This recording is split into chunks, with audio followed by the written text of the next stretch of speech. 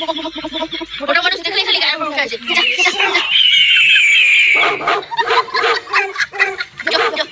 যত সব কুত্তাগুলো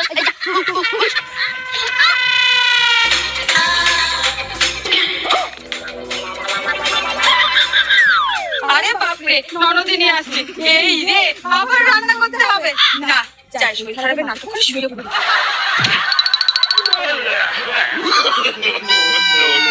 এই দেখো রাস্তার মাঝখানে শুয়ে রয়েছে।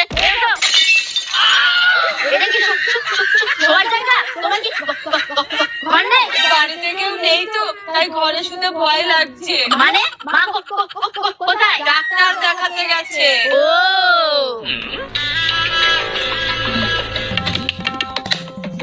বাড়িতে কেউ আছিস রে মা?